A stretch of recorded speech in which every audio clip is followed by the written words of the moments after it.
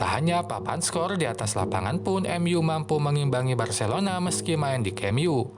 Lalu Frank, taktik apa yang dilakukan Ten Hag sehingga buat Barcelona kesulitan? Temukan jawabannya di video ini.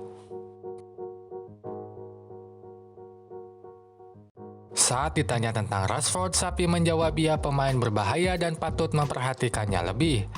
Itu ditafsirkan banyak orang akan ada taktik khusus untuk menghentikan Rashford. Tebakan tersebut ternyata benar. Araujo yang biasanya dimainkan di bek tengah kini dimainkan di bek kanan. Memang bukan hal aneh saat Araujo dimainkan di posisi ini. Tapi saat Araujo dimainkan bareng dengan Kunde, Kundela yang selalu mengalah menjadi bek kanan. Itu seperti di 5 laga terakhir Barcelona. Namun kini Araujo di fullback kanan berhadapan dengan posisi yang biasanya Rashford isi, yaitu sayap kiri MU. Sayangnya Ten Hag malah keluar dari kebiasaannya. Di laga ini ia memindahkan Rashford ke penyerang tengah. Tak hanya itu, formasi pun diubah dari 4-2-3-1 ke 4-1-4-1. Ini benar-benar membuyarkan semua rencana Xavi, karena apa yang ia antisipasi di atas lapangan berbeda. Tak hanya itu, gaya bermain MU pun berubah. Mereka minim penguasaan bola tapi tetap rutin mengancam. Bagaimana itu bisa terjadi? Akan dibahas nanti, sekarang kita bahas dulu sedikit Barcelona. Barcelona bermain dengan build-up perlahan dari belakang. Umpan-umpan pendek dikombinasikan dengan sesekali umpan jauh. Menopang hal ini, beberapa pemain akan bermain lebih dalam untuk memperbanyak opsi di tengah, seperti yang dilakukan Pedri dan Lewandowski. Hadapi hal ini, MU melakukan pressing ketat di tengah.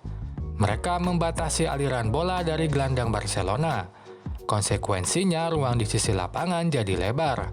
Maka Barcelona pun banyak mengirimkan umpan panjang ke sisi lapangan, khususnya sisi kiri, sebab Alba sering maju dibandingkan Araujo yang tetap di belakang. Taktik ini beberapa kali bisa membuka pertahanan MU. Untungnya penampilan De Gea dengan 6 penyelamatan dan 2 halauan bisa amankan gawang MU. Bisa dikatakan faktor lain hasil positif MU karena gemilangnya De Gea. Memang Barcelona lebih banyak menguasai bola dengan 61%, tapi efektivitas mereka dalam serangan kalah dari MU. Itu terlihat dari peluang yang diciptakan. Meski jumlahnya sama, tapi detailnya berbeda. Dari 18 tendangan Barcelona, 6 dari bola mati, 12 dari open play. Sedangkan MU 3 dari bola mati dan 15 dari open play. Bahkan 10 tendangan Barcelona dilakukan dari luar kotak penalti, sedangkan MU lakukan 15 tendangan di dalam kotak penalti. Ini membuktikan build-up serangan MU lebih efektif sehingga mampu membuka pertahanan lawan dan hasilkan peluang lebih matang. Dalam formasi 4-1-4-1 Ten Hag, Weghorst diposisikan di gelandang tengah kanan. Mengapa Ten Hag menempatkannya di situ? Menurut saya karena Ten Hag kehabisan stok gelandang. Eriksen, McTominay, dan Van de Beek cedera, sementara Sabitzer terkena larangan bermain. Memang ada pemain muda di posisi gelandang, tapi Ten Hag belum mempercayai mereka untuk menjadi pilihan awal. Sehingga Weghorst digeser dan dimainkan sebagai gelandang di laga ini.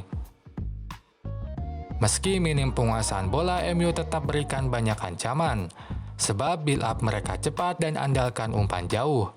Ini kebalikan dari Barcelona, gelandang MU justru akan merapat dan menunggu di depan.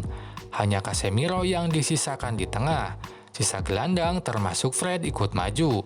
Kemudian mereka akan menerima umpan jauh dari belakang. Ini meringkas build up tapi bola tetap ada di pertahanan lawan.